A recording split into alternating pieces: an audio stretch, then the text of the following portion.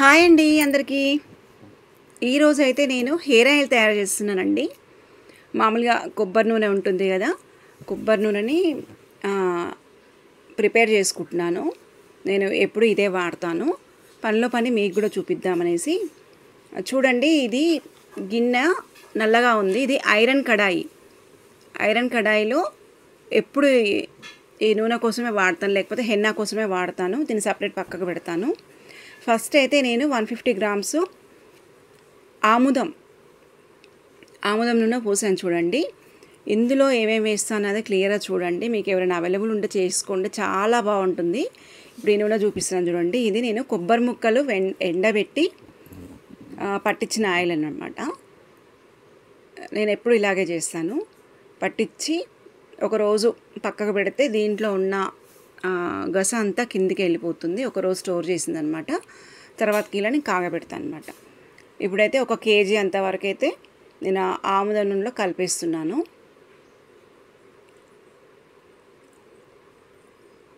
కొంచెం అంటే మూకుడికి కొంచెం తక్కువగానే పోస్తున్నాను, ఎందుకంటే ఇప్పుడు చాలా ఐటమ్స్ ఇందులో వేయబోతున్నాం మనము. నిండా అయి పొంగిపోకుండా కొంచెం తక్కువగానే వేస్తున్నాను. ఈ ప్రాసెస్ అయితే చాలా టైం టేకింగ్ ప్రాసెస్ అండి. వీలుంటే నైట్ కూడా చేసి పెట్టుకోవచ్చు కొంచెము, లేకపోతే ఎర్లీ మార్నింగ్ అయితే స్టార్ట్ చేస్తున్నాను. ఫస్ట్ అయితే మెంతులు వేస్తున్నాను చూడండి. నేనేం కొలత చెప్పట్లేను ఇక్కడ, నేను అందాదా వేస్తాను. నాకు ఏదైతే అవైలబుల్ ఉన్నాయో అవన్నీ నేను అందాదా వేసేసుకుంటాను. ఎంత దొరికితే అంత వేసేసుకుంటాను. ఫస్ట్ అయితే కొన్ని మెంతులు, తర్వాతకి ఉసిరి ఎండబెట్టిన ముక్కలు ఉంటాయి కదండి, అవి ఎండబెట్టిన ముక్కలు. ఇవి నేను ఆన్లైన్లో బుక్ చేసుకున్నాను, నాకు ఇంట్లో దొరకలేదు. కొన్ని ఎక్కువగానే వేస్తున్నాను. ఇవన్నీ నానబెడతానండి ఒక 2 అవర్స్ 3 అవర్స్. వీలైతే నైట్ కూడా చేసి నానబెట్టుకోవచ్చు. వెంటనే అంటే ఇవన్నీ కరగాలి, బాగా నానితే కానీ వాటి రిజల్ట్ మనకు ఉంటుంది. ఇక్కడైతే నేను కరివేపాకు తీసుకున్నాను చూడండి, గుప్పడంతా కరివేపాకు.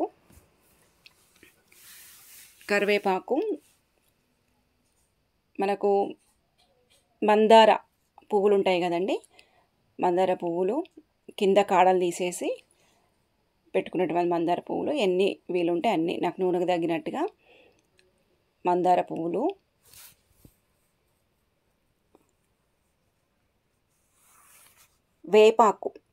వేపాకు ఎందుకంటే నాకు వానాకాలంలో కొంచెం చుండ్రు అట్లాంటివి ఉంటాయి కదండి, వాటికి బాగా యూజ్ అవుతుంది, చాలా మంచిది. వేపాకు కూడా కొంచెం వాడితే మంచిది, ఎక్కువ వాడద్దు, కొంచెం వేసుకోండి. ఇదైతే గుంటెగరడాకు నాకు కొద్దిగానే దొరికింది, ఎండాకాలం కదండి, కొంచెం దొరికింది, లేకపోతే ఇంకొంచెం దొరికితే వేసుకోవచ్చు. గుంటెగరడాకు హెయిర్కి చాలా మంచిది. ఇది రోజ్మెరీ లీవ్స్ అండి, ఇవి కూడా కొన్ని వేద్దాము. ఇది హెయిర్ గ్రోత్కి చాలా యూజ్ అవుతుంది.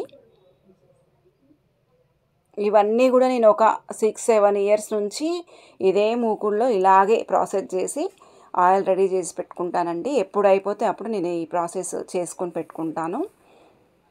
ఏవి దొరికితే అందుబాటులో అవి చేసేసుకుంటూ ఉంటాను. మీరు కూడా ఇలా చేసుకోండి. స్కూల్కి వెళ్ళే పిల్లలకైతే చాలా యూజ్ అవుతుంది, ప్రతి ఒక్కరికి యూజ్ అవుతుంది. కానీ వాళ్ళకైతే పెయిన్లు, చుండ్రు అట్లాంటివి ఏవి ఉండకుండా, ఇన్ఫెక్షన్స్ ఏవి రాకుండా కూడా బాగా ఉంటుందన్నమాట. వేపాకు కూడా వాడుతున్నాం కదా ఇందులో. ఇవన్నీ మనం ఒక 2-3 అవర్స్ అయితే నానబెట్టుకోవాలి. గుంటగరడాకు ఏమి ఆకులతో కాకుండా కాడలు ఉన్నాయి కదా, వేర్లతో సహా ఉంటాయి కూడా వేసుకోవచ్చు. గుంటగరడాకు వేరుతో సహా మనకు హెయిర్ గ్రోత్కి చాలా యూజ్ అవుతుందండి. నేను ఈ విధంగా పెట్టేసి నాకు ఎంత టైం వీలుంటే అంత టైం నానబెడతాను. 2-3 అవర్స్ కానీ 4 అవర్స్ కానీ, లేకపోతే ఒక నైట్ మొత్తం కానీ ఇవన్నీ నానబెడతాను. ఎందుకంటే మెయిన్గా మనకు ఎండిపోయిన ఉసిరి ఉన్నాయి, మెంతులు ఉన్నాయి, ఇవి బాగా నానాలన్నమాట నూనెలో. నానితే మనకు అవి బాగా వాటి రిజల్ట్ బాగా ఉంటుంది. వాటి నుంచి మంచి లిక్విడ్ అయితే మనం తీసుకోవచ్చు. అయితే స్టవ్ మీద పెట్టి సిమ్లో పెట్టాను చూడండి. ఎక్కువ స్టవ్ పెట్టకూడదు, ఎక్కువ మంట పెట్టకూడదు. సిమ్లో పెట్టేసి కలుపుతూ ఉండాలి, కింది మీదికి కలుపుతూ ఉండాలి. ఇది స్లోగానే ఉంటుందండి ప్రాసెస్.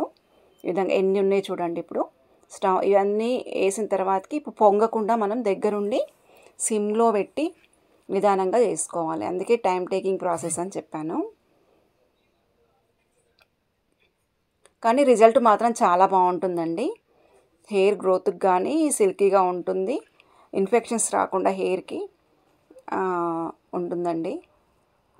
ఏదో అలవాటు అయిపోయిందండి నాకైతే. ఒక 6-7 ఇయర్స్ నుంచి ఇలాగ చేస్తున్నాను. అయిపోగానే మళ్ళీ చేసుకుంటాను ఇది. కొబ్బరి ముక్కలు మెయిన్ అండి. ఇది ఇంట్లో పట్టించిన నూనె కాబట్టి, ఇంట్లో తయారు చేసుకుని పట్టించినది కాబట్టి ఇంకా మనకు నమ్మకం. మీకు ఈ కొబ్బరి ముక్కలు, ఈ నూనె మీకు అందుబాటులో లేకపోతే డైరెక్ట్గా బయట దొరికే నూనె కూడా తెచ్చుకొని చేసుకోవచ్చు. కానీ ఇంట్లో చేసుకుంది అయితే ఇంకా మనకు నమ్మకం ఎక్కువ ఉంటుంది, మంచిది అని. అయితే ఈ విధంగా చేసుకోవాలండి. ఇక చూడండి, మనకు కలరు వదిలి మంచి కలర్కి వచ్చేసింది చూడండి.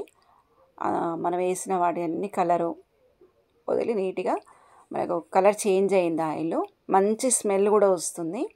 ఈ విధంగా కాగబెట్టుకొని స్టవ్ ఆన్ చేసుకోవాలి. ఈ ప్రాసెస్ అయితే అయిపోయింది. ఇప్పటివరకు అయితే నూనె కాగింది.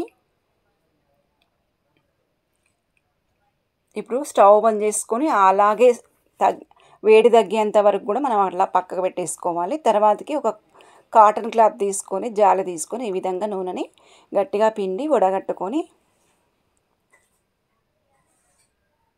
శుభ్రంగా ఒక డబ్బాలో పోసి పెట్టుకోవాలి. ఇంకా మీకు చిన్నపిల్లలు ఉండే పెయిన్లు ఉన్నాయంటే ఇందులో ఒక హార్త్ కర్పూరం బిళ్ళ కూడా వేసుకోవచ్చు అండి. పెయిన్లు అస్సలు ఉండవు, వీర్దులు పెయిన్లు అయితే అస్సలు ఉండవు, నేను గ్యారంటీ ఇస్తాను. ఈ విధంగా స్టోర్ చేసుకోవచ్చు. ఎక్కువ కాలం కావాలంటే హార్త్ కర్పూరం బిళ్ళ ఒకటి వేసుకోవచ్చు, కానీ అవసరం లేదు. ఈ స్మెల్ చాలా బాగుంటుంది. ఇదేనండి ఆయిల్ ప్రిపేరింగ్ వీడియో. నచ్చినట్టయితే లైక్ చేయండి, షేర్ చేయండి, సబ్స్క్రైబ్ చేసుకోండి. Thank you.